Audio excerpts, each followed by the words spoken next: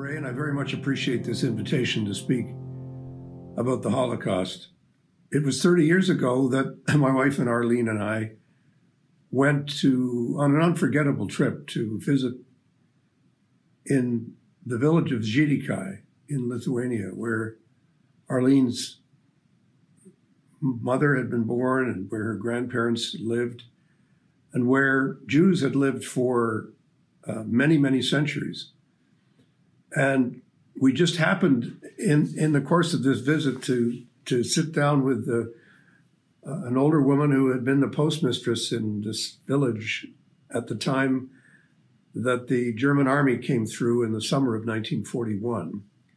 And the first question she asked was, well, who's your family? And Arlene said, well, it's the Lantons and the Florences. And her eyes lit up. She said, yes, I remember them. And she said the Lantons had a store and the Florences had a store.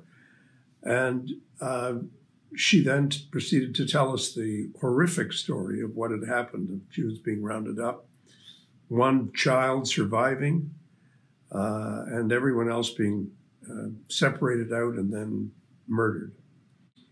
It was an unforgettable experience.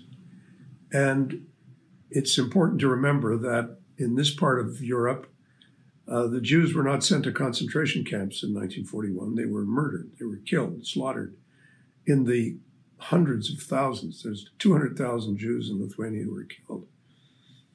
And this experience had a huge impact on both of us because it reinforced the fact that while Arlene's family had come away in the 1920s, my grandfather had come from a village about 30 miles away from where Arlene's family was from, and they left in the 1890s. But the impact of this was simply horrific, and we would have lost hundreds of family members, and 6 million people died.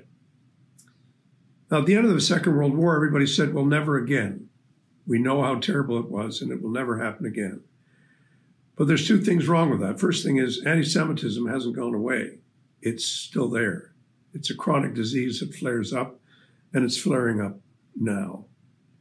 And the second is that we haven't actually learned the lessons of how something as terrible as the Holocaust starts and what has to be done to stop it.